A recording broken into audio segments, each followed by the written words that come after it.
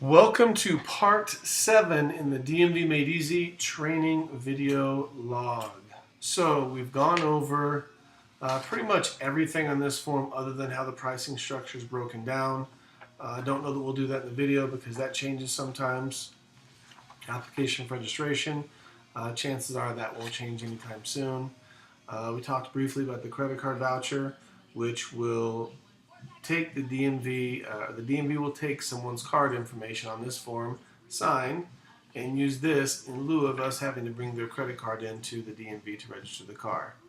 What we haven't talked about yet is every single transaction that we process through our service has to accompany what's called a registration services transaction request. This is a very basic sheet. At the top, it just asks for what type of transaction it is. Is it title, registration, or permit? The name. Down here, it asks for their social, their Nevada license, or the date of birth, their address. If there's a second personal registration, it goes here. Here on all these boxes, this is where the VIN number goes. Vehicle information goes here. And then what type of documents we're bringing in is what goes down here. This is very important. Read this sheet. This other box right over here. If there's anything other than what is listed on all these different documents here, just check the other box and write in what paperwork that could be. We're going to go over in a minute other paperwork. Here on this line, this is asking for a temporary moving permit. Wants to know how many days and the reason they need the permit. So there can be many reasons. Like I said in the last video, it could be as simple as, hey, I just bought a new car, I just have a title, things like that. And at the very bottom is where you put down, do they want new plates, do they want to transfer a plate, do they want personalized plates, what type of plate transaction we're doing. This must accompany every transaction we take into the DMV, even if we're just going in to ask a question about, hey, this guy ordered his title 2 months ago, he hasn't gotten it yet, can you look it up and see what the deal is? They still want one of these sheets on every single transaction. These will be provided. These are very, very paramount to us doing our job. If you go without this, don't be surprised if the technician says, sorry, you're with the service, goodbye, and just say leave. So make sure you're prepared. So at our office, we have clipboards, and on those clipboards are these 4 documents in this exact order. So we have on the top, our worksheet. The next one down is the application for vehicle registration. The next one is the DMV, we call it the cover sheet. The next one is the credit card voucher, which may or may not be necessary depending on how the customer is paying. So we're going to talk quickly about other common forms and what the purposes are. And you can always refer back to this video if you've got questions or concerns about, what is all this stuff about. There are literally hundreds, possibly even thousands of DMV forms. There's only about 30 we use on a regular basis. So we already talked briefly about the emissions control residency affidavit. This is for people where the vehicle is not available in Nevada to be smogged, and this is a way around that. Now, of course, if they're in a county where they don't require smog, then they get to skip smog for the year. And they fill this form out and says, this is where the car's at. I won't be back in Vegas till whenever. Many times you will find people that say, hey, I didn't get a title when I bought this car, but it's a Nevada title. The guy says it is. What do I do? I say, no problem. You've got to have that person fill out an application for duplicate title. It's got to be notarized on the bottom. I'm not going to go over all the spots here. It's a very simple form to fill out.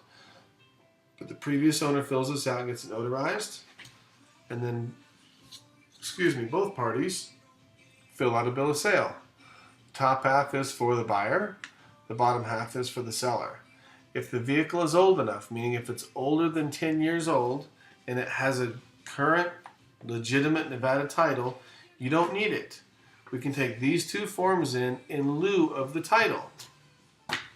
Now, if they do have the title and it's only been reassigned from the original person to you, you don't need a bill of sale at all.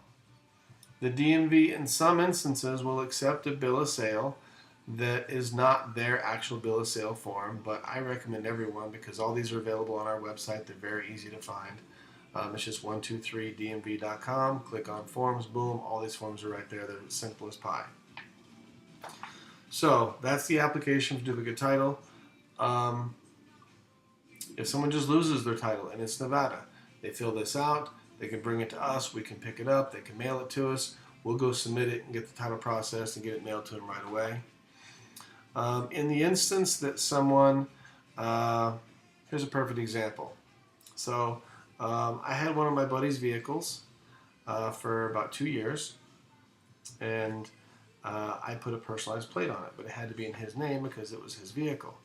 So I want that plate back. So I had to have him fill out what's called a license plate release.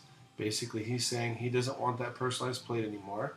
Once that was filled out and submitted, I was able to submit an application for personalized plate, which I think I have right here. Yep. I was able to submit my own personalized plate application and then get that plate put in my name. The plate release had to be filled out first. It's very common. We charge a fee extra to submit this form because it takes quite a bit extra time during our appointments. We do everything at the DMV by appointment only. This is a personalized plate application. It's very, very simple. The main thing that people need to know that they tend to forget is right here it asks for an explanation on what are these choices. There's 3 places to put choices here. They want an explanation of what does this mean. Obviously, if it's something vulgar or pornographic or gang related or something like that, it's not going to get approved, and your trainer will teach you how to look these things up on our website and find out if the plate number is even available at all. Let's say a lady comes in named Mary Smith. That's what her name was, let's say 10 years ago, but now she's married to Mr. Goliath. So her name is switched from Mary Smith to Mary Goliath, but she has a title in Mary Smith's name, and she accidentally signs off as the seller because she's selling it as Mary Goliath. Well, that's 2 different names. The DMV is going to say, wait a second, this isn't the same person. It's very simple to fix. They can fill out what's called a one and the same affidavit, which basically states that, I, Mary Smith, am the same person as Mary Goliath, and get this notarized, and it's that simple. There's not much to it. You can pretty much fix anything pretty quick. One of the most common forms we use also is an application for duplicate registration.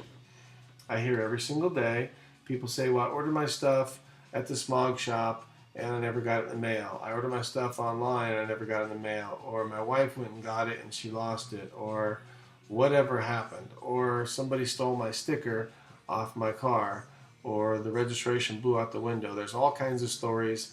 This form, notarized at the bottom, will enable us to go into the DMV and get the customer a new sticker and a new registration if necessary. Change of address. This is obviously very simple.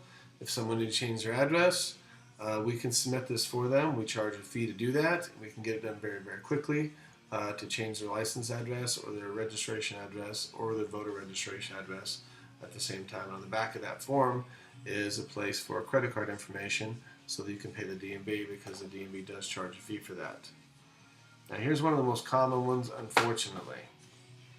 This is called the Declaration of Responsibility. If someone lets their insurance lapse, cancels, whatever the circumstances are, they went even a minute without insurance, the DMV is going to charge them anywhere from $250, which is the minimum fine, all the way up to $1,750, and they lose their driver's license, and they have to carry an SR22 for 3 years. We can get later into what that is. When people make mistakes on titles, let's say you sign in the wrong spot, which happens all the time. Sometimes the DMV will let it slide if it's a very common, easy to look past mistake. But if not, we have this little document called an erasure affidavit. Basically, you put the vehicle information in here and you tell your story here. And the story might be something like, hey, I signed on the back in the dealer spot by mistake, no fraud intended. That's it. If someone didn't drive their car for a while and they don't want to pay late fees, they just fill this out that says, hey, I wasn't driving the car, and the late fees get waived.